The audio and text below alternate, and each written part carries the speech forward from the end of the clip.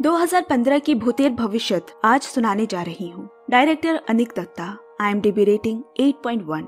एक ऐसा राजबाड़ी जो घर है कई भूतों का और अब उन्हें निकाले जाने का डर है। दोस्तों, लाइक शेयर कमेंट करते रहे, मेरे सेकंड चैनल को भी पक्के से सब्सक्राइब कर ले और मूवी स्ट्राइप को सुनते रहे।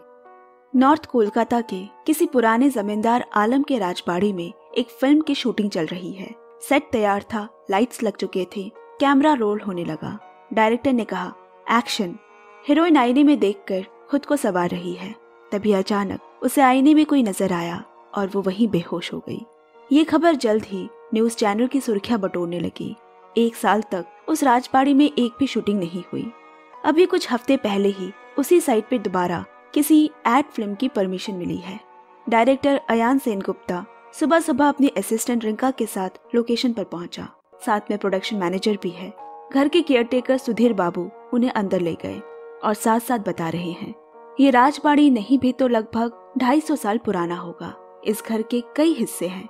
इसका प्रांगण इतना बड़ा है कि 100 लोगों को एक साथ खाना खिलाया जा सकता है। इस जगह की क्या रौनक हुआ करती थी। जश्न होते, गाना बजाना, मुजराए लगते। सुना है कि फिरंगियों का भी आना जाना था और अब तो ये हालत है कि पंछी भी पर नहीं मारता। जब तक शूटिंग की बुकिंग आती रहती है तब तक घर का टैक्स और मेंटेनेंस खर्चा निकल जाता है, नहीं तो घर कब का प्रॉपर्टी वालों को बिक चुका होता। वैसे अदालत में मामला चल रहा है। प्रमोटर्स की बड़ी नजर है इस प्रॉपर्टी पे। अच्छा, घर का एक हिस्सा आपकी एड शूटिंग के लिए मैंने साफ करवा दी है। चलिए दूसरी मंजिल पे आपको दिखाता हूँ। बाकी लोग तो आ गए हैं, बस कैमरा मैन के आने का इंतजार है। अयान बोला, क्यों ना तब तक आप हमें ये घर घुमा दो। वैसे भी इतनी पुरानी जगहों में घूमने का मौका कम ही मिलता है। घर घुमाते हुए अयान ने सुधीर बाबू से पूछा, अच्छा वो 1 साल पहले भूत वाली घटना यही हुई थी ना? सुधीर बाबू बोला, और क्या, इतनी पुरानी जगहों में 2-4 भूत का होना कोई हैरानी की बात नहीं। और सब हंसने लगे। लेकिन सुधीर बाबू ने साफ शब्दों में कह दिया, वो सब मजाक तो ठीक है, मगर रात 7 बजे के बाद पैकअप, यहाँ कोई काम नहीं होगा। वैसे ही घर मनहूस है और मैं कोई नई भूतिया वाकया इस घर पे नहीं चाहता। यहाँ काफी देर कोशिश करने के बाद कैमरामैन को फोन लगा। वो एक शूटिंग से लौट रहा है। ट्रेन लेट है, कुछ 1 घंटा जैसा अभी भी लगेगा। बीच में रिंका बोल पड़ी, सुधीर जी, तब तक इस घर की कोई पुरानी पुश्तैनी कहानी हो तो बताए ना। और उसने बताना शुरू किया। ये घर शुरू से ही श्रापित थी। सिपाही विद्रोह से पहले की बात है, यानी कुछ 1847 के आगे की भी। इस घर को बनाने वाले जमींदार दर्प नारायण चौधरी एक दिन लगान वसूलने 2 दिन की पालकी सफर कर एक पास के गांव जा रहे थे। बीच जंगल में डाकुओं के हाथों वो मारा गया। बेचारा जीते जी ज्यादा दिन इस घर का सुख भोग नहीं पाया, तो शायद उसी की आत्मा यहाँ वास करती है। इतने में सुधीर बाबू को याद आया, अरे आज तो उसकी इस घर के मामले को लेकर कोर्ट में हियरिंग है, वो तो नहीं रुक पाएगा। इसलिए प्रोडक्शन मैनेजर को घर की चाबी थमाकर वो चला गया। थोड़ा और इंतजार करने के बाद रिंका को याद आया, 2 बजे तो पुलिस स्टेशन भी पहुंचना है, परसों यहाँ शूटिंग की परमिशन निकलवाने के लिए। वो भी प्रोडक्शन मैनेजर के साथ निकल गई। रह गया अकेला अयान। उसने कहा, कैमरामैन तो 1-8 घंटे में आ ही जाएगा। उसे इस घर का लोकेशन चेक करवा के मिलता हूँ तुम लोगों से शाम को। अयान एक फिल्म बनाना चाहता है। उसी की कहानी पे थोड़ी देर रिसर्च करने के बाद उसकी वहीं चेयर पे बैठे बैठे आंख लग गई। पता नहीं कितनी देर के लिए आंख लगी थी। अचानक दरवाजा खोलने की आवाज से उसकी नींद टूटी तो देखा सामने कोई आदमी खड़ा है। मैं यही पड़ोस में रहता हूँ। घर खुला देखा तो चला आया। सुना है किसी फिल्म की शूटिंग होने वाली है यहाँ। अयान बोला, फिल्म नहीं है, एक एड की शूटिंग होगी, लेकिन किसी दिन फिल्म बनाने का भी मन है। पैसों के बंदोबस्त के लिए छोटे मोटे एड्स तो बनाने ही पड़ेंगे। प्रोड्यूसर्स के चक्कर भी लगा रहा हूँ, कल भी एक के साथ मीटिंग है। आदमी ने चौंक कर कहा, ओह, तो फिल्म बनाने का शौक भी रखते हो? मैं भी अपने जमाने में फिल्म क्लब का हिस्सा था, पर अब तो ये सब के लिए समय कहाँ है। अगर तुम्हारे पास फिल्म की कहानी है तो मुझे सुनने में खुशी होगी। अयान ने छोटे में कहानी बताई।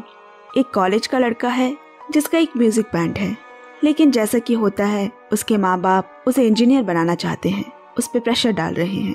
लड़का बीच में फंसा हुआ है, ऊपर से उसकी गर्लफ्रेंड पे शादी का प्रेशर है। लड़का ना कुछ सोच पा रहा है, ना नई गाने लिख पा रहा है। और भी कुछ ट्विस्ट, प्लॉट्स, कैरेक्टर्स डाले हैं मैंने, लेकिन कहानी का क्लाइमैक्स कैसे करूं वो क्लियर नहीं हो पा रहा। समझ नहीं आ रहा कल प्रोड्यूसर को पूरी कहानी कैसे सुना पाऊंगा। थोड़ी देर आयान की बातें सुनने के बाद वो आदमी बोला, मेरे पास एक कहानी है, कहो तो सुनाता हूँ, अगर पसंद आए तो इस पे ही फिल्म बना देना। आयान ने उत्साह से कहा, हाँ क्यों नहीं, वैसे भी अभी कैमरामैन को आने में समय है। कहानी के अंदर एक और कहानी शुरू हुई। समय तेजी से बदल रहा है।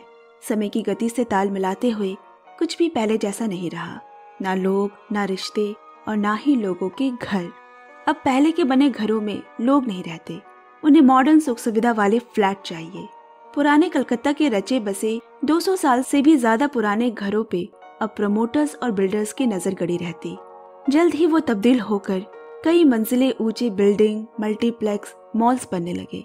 इन पुराने बड़े बड़े घरों के इतनी तेजी से खत्म होने से मुश्किल में पड़ गए हैं इन सालों से अड्डा जमाए हुए भूत। भूत? हाँ भूत। तुमने तो सुना ही होगा, कहीं नेशनल लाइब्रेरी में, कहीं पुराने हवेली में भूतों के वाकया। तो अब समस्या ये हो गई कि ये भूत बेघर होने लगे। अब जाए तो जाए कहाँ? वो कभी इस घर कभी उस घर मंडराने लगे। अब उनकी इस समस्या से ना नेता को कुछ मिलेगा, ना न्यूज चैनल वालों की पब्लिसिटी होगी। मतलब भूतों की समस्या से किसी को कोई लेना देना नहीं। अब आते हैं इस घर के 19वीं सदी के जमींदार दर्पण राय चौधरी। वो लगान वसूल करने गया था, डाकुओं से सामना होने पे जान गंवाई।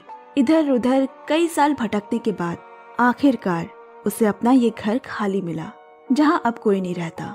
ऐसे ही आजादी के आंदोलन के समय एक और इंपीरियल हाउस, जहाँ रहने एक नया अंग्रेज अफसर आया, जिसे कोई और अफसर समझकर एक क्रांतिकारी ने बम फेंककर उसे मार डाला। तब तक भी ठीक था जब वो मरने के बाद उसी इंपीरियल हाउस में रहा करता, मगर जल्द ही आजादी के बाद ये एक सरकारी दफ्तर बन गया और उन्हें वहाँ से निकलना पड़ा। भटकते हुए उसे इसी राजपाड़ी का ठिकाना मिला। अब यहाँ 2 भूत रहने लगे। अब यहाँ आई कौदली बाला, 40 के दशक की मशहूर गायिका। शादी का झांसा देकर प्रोड्यूसर ने प्रेम जाल में फंसाया और फिर शादी किसी और से कर ली। कौदली बाला ने इस गम में खुदकुशी कर ली और उसी प्रोड्यूसर के घर भूत बनकर धावा कर दिया। चौथे नंबर पे आया 70 के दशक का एक क्रांतिकारी विप्लव दासगुप्ता। उस समय अंग्रेजों ने खुलेआम बिना किसी कोर्ट कचहरी के निर्दोष लोगों को सड़क पे इनकाउंटर करना शुरू कर दिया था। उसी इनकाउंटर में विप्लव मारा गया। कई पीढ़ी पहले जमींदार के संपर्क में विप्लव इसी घर का भागना लगता है। वो भी मरने के बाद भूत बनकर इसी घर में आया। Very interesting story. यहाँ अलग अलग किस्म के भूत ही नहीं बल्कि अलग अलग दशक के भी भूत है, अयान बोला। अब धीरे धीरे इस तरह के हादसों के बाद अलग अलग तरह की पुरानी इमारतें के टूटने और उनकी जगह आधुनिक इमारतें बनने से भूत बेघर होते रहे और एक समय ऐसा आया कि सबको यहाँ रखना नामुमकिन हो गया। क्या किया जाए? तो एक इंटरव्यू कमेटी बिठाई गई, यानी इंटरव्यू के जरिए भूतों का सिलेक्शन होगा जो यहाँ रह पाएंगे। इंटरव्यू जमींदार बाबू और अंग्रेजी साहब ने ली। अंततः कुछ भूतों का सिलेक्शन हुआ। राजा सिराजुद्दौला का रसोइया, बांग्लादेशी रिफ्यूजी, बिहार से रिक्शा वाला, कारगिल में जवान हुए मेजर, अमीर बाप की बिगड़ी बेटी और गिटारिस्ट पाब्लो। सब कुछ अच्छा चल रहा था। समय गुजरने लगा और एक सुबह इस घर पे लोगों की भीड़ उमड़ पड़ी। जिंदा लोगों ने आकर उन्हें परेशान कर दिया। फिर पता चला किसी फिल्म शूटिंग के लिए यहाँ सेट लग रहा है। अब तो लोगों ने इस घर को भी नहीं छोड़ा। अब क्या करेंगे वो लोग? इस तरह तो रहना मुश्किल है। एक ही छत में इंसान और भूत तो नहीं रह सकते। फिर मीटिंग में तय हुआ कि फिल्म की हीरोइन को कौदली बाला डराएगी। ठीक जैसा सोचा था वैसा ही हुआ। हीरोइन डर गई और शूटिंग का पैकअप हो गया। फिर क्या था, जश्न का माहौल बना। भूतों ने मिलकर मजे किए। लेकिन मुसीबत तो अब शुरू हुई है। एक दिन इस घर पे नजर पड़ी मैजिक रियल्टी कंपनी के एक प्रमोटर की। कुछ दिन बाद सुबह वकील के साथ प्रमोटर बाबू और उसके असिस्टेंट गुच्छेत ने आकर घर के बाहर प्रॉपर्टी के बिकने का नोटिस लगा दिया। लेकिन प्रमोटर बाबू अपने असिस्टेंट गुच्छेत से बहुत बदसलूकी से बात करता है। कहे तो उसे अपने पाँव की जूती समझता है। सालों से इस घर पे चल रहे केस के दोनों पार्टियों को पैसे खिलाकर कोर्ट के बाहर ही प्रमोटर बाबू ने मामला निपटा दिया और ये घर खरीद लिया। अब यहाँ 5 स्टार शॉपिंग मॉल बनेगा। ग्राउंड फ्लोर पे पार्किंग, फर्स्ट फ्लोर पे कपड़ों की दुकान, सेकंड पे गहने, थर्ड पे ब्रांडेड घड़ियां, एक्सेसरीज, फोर्थ पे खाना पीना और टॉप पे सिनेमा हॉल। इसके अलावा सेंट्रल एसी, एस्केलेटर, फाउंटेन वगैरह वगैरह। लिस्ट बहुत लंबी है। तभी वहाँ मोहल्ले के प्रमोद नाम का एक गुंडा अपने 2 चमचों को लेकर आया और अपनी गुंडागर्दी दिखाने लगा। इस इलाके में मॉल बनाना है तो 1 करोड़ देना होगा। उनके बीच हो रही बहस को ऊपर छत से सुन रहे सभी भूत काफी परेशान हो गए। ये तो बड़ा गंभीर मामला है, कुछ ना कुछ तो जल्द करना होगा। फिर से मीटिंग बैठी। कारगिल युद्ध में शहीद मेजर ने उन्हें एक प्लान समझाया। हमारे यहाँ से एक प्रेमी जोड़ा जो जल्द ही शादी करने वाला है, वो जाएंगे मैजिक रियल्टी कंपनी में एक फ्लैट खरीदने और जाकर मिलेंगे प्रमोटर के असिस्टेंट गुछैत से और उससे प्रमोटर के बारे में जानकारियां निकालेंगे। उसकी 10 उंगलियों में 10 अंगूठी है, मतलब कि वो साधु बाबा भूत भविष्य पे बड़ा विश्वास करता होगा। यही हमारा मौका है। प्लान के मुताबिक अगले दिन कोयल और पाब्लो पहुंचे मैजिक रियल्टी के ऑफिस। पहले तो असिस्टेंट गुछैत से उन्होंने फ्लैट के बारे में पूछताछ की और जब गुछैत ने उन्हें आज ही प्रॉपर्टी देखने चलने को कहा तो वो आनाकानी करने लगे। नहीं, आज तो नहीं होगा, क्योंकि आज हमें भूतनाथ बाबा के दर्शन के लिए जाना है। वो सीधा हिमालय से उतरे हैं, सिर्फ 3 दिन के लिए आए हैं। बड़े पहुंचे हुए बाबा है। गुछैत ने बड़े गौर से सुना और साथ जाने की इच्छा जताई और इस तरह मछली जाल में फंस गई। भूतनाथ बाबा भी उन्हीं भूतों में से ही एक बना है। वो जैसे ही भूतनाथ बाबा के पास पहुंचा, सारी परेशानियां उसने कह डाली। बाबा, मेरी परेशानी है, मेरी कंपनी का बॉस बड़ा ही घटिया किस्म का 2 नंबरी आदमी है। मुझे दिन रात नौकरों की तरह काम कराता है, ऊपर से गाली भी देता है। उसका कुछ कीजिए बाबा। अच्छा, ऐसा क्या किया है उसने? क्या नहीं किया है उसने बाबा? अपनी पहली बीवी को उसने दहेज के लिए जलाकर मार डाला था। बस उन्हें ऐसी ही किसी राज की तलाश थी जिससे प्रमोटर को काबू में किया जा सके। अब अगले भूत की एंट्री हुई। हाथ कटा कार्तिक। वो एक गुंडा है जो कुछ समय पहले ही अपने आदमियों के धोखे से मारा गया। कार्तिक गुंडे को सभी बड़े आदमी जानते हैं, पर उसके मरने की खबर अभी तक कोई नहीं जानता। उसे प्रमोटर बाबू को किसी तरह इस राजबाड़ी में लाना है। अगले दिन वो प्रमोटर के ऑफिस में आ धमका और बोला, तुझे प्रमोद ने जिस काम के लिए 1 करोड़ मांगे हैं वो मैं आधे पैसे में यानी 50 लाख में करवा दूंगा। प्रमोटर खुश हो गया। रात ठीक 10 बजे पैसे लेकर राजबाड़ी आ जाना, और हाँ, कोई साथ में ना हो, डील अकेले में होगी। अब प्रमोटर समय पे राजबाड़ी पहुंचा। वहां जश्न का माहौल देखकर तो उसकी आंखें बाहर आ निकली, मगर उसकी यह खुशी ज्यादा देर तक नहीं रही, क्योंकि वहां उसकी पत्नी का भी भूत मौजूद है जिसे उसने जलाकर मारा था। डर के मारे उसने पैसे तो क्या, वो घर भी लेने से मना कर दिया। बस उसे यहाँ से जिंदा जाने दे। और इस तरह उन्हें प्रमोटर से छुटकारा मिल गया। काफी देर से कहानी सुन रहा अयान बोला, कहानी तो काफी डिफरेंट और अच्छी है, लेकिन समस्या एक ही है, प्रोड्यूसर। मैं कोशिश तो करूंगा, मगर ऐसी कहानियों के लिए प्रोड्यूसर को राजी करना थोड़ा मुश्किल है। कहानी रिस्की है और इसमें पैसे भी बहुत लगेंगे। आदमी अपनी जगह से उठा और एक छोटे से बक्से से पुराने जमाने के इंग्लैंड के ईस्ट इंडिया कंपनी के शुरुआत के सिक्के निकालकर उसे दिए, जो आज के जमाने में बहुमूल्य है। तुम इससे काम शुरू करो, बाकी के पैसे का इंतजाम भी हो जाएगा। अयान को कुछ समझ नहीं आया। एक सेकंड रुकिए, आपने मुझे कहानी बताई और अब उसे बनाने के लिए पैसे भी दे रहे हैं। कौन है आप? मैं एक समय में कॉलेज में फिजिक्स पढ़ाया करता था। जल्द ही देश भर में अंग्रेजों के उत्पात की वजह से राजनीति में उतरा और नौजवानों की पार्टी ज्वाइन की, लेकिन जल्द ही पार्टी को अंडरग्राउंड होना पड़ा, साथ ही पार्टी के मेंबर्स को भी। एक दिन सुना माँ की तबीयत बहुत खराब है।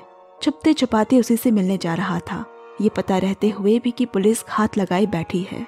और वही हुआ, मैं पकड़ा गया। सीधा police station. 3rd degree punishment शुरू। खूब मार खाई, पर पार्टी के खिलाफ एक जबान नहीं बोली। और एक दिन भोर में मेरा इनकाउंटर कर दिया गया। मैं ही हूँ वो विप्लव दासगुप्ता क्रांतिकारी, जिसके बारे में तुमने हिस्ट्री की किताबों में पढ़ा है।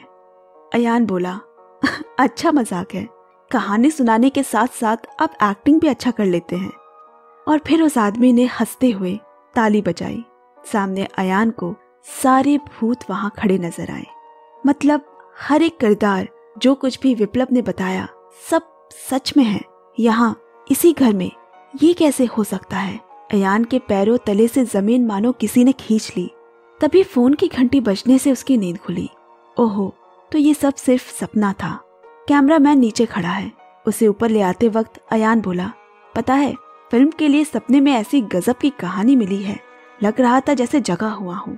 तभी सिगरेट निकालने उसने पॉकेट में हाथ डाली और उसे वही सिक्कों की थैली मिली।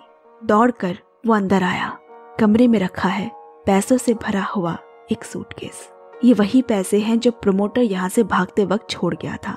यानी वो कोई सपना नहीं था।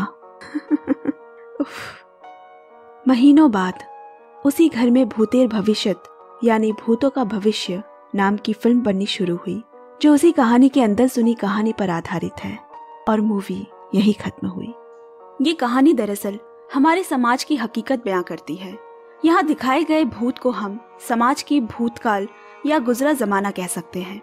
नए जमाने का नया समाज, जहाँ पुराने मूल्य, संस्कृति, धरोहर की कोई जगह नहीं। वो आश्रय पाने के लिए दर दर भटकने को मजबूर है। इसीलिए उन्हें सुनने की जरूरत है कि इस भूत का भविष्य क्या है। पसंद आए तो प्लीज लाइक, शेयर, कमेंट, प्यार पक्के से देते रहे। Bye bye, take care and love you.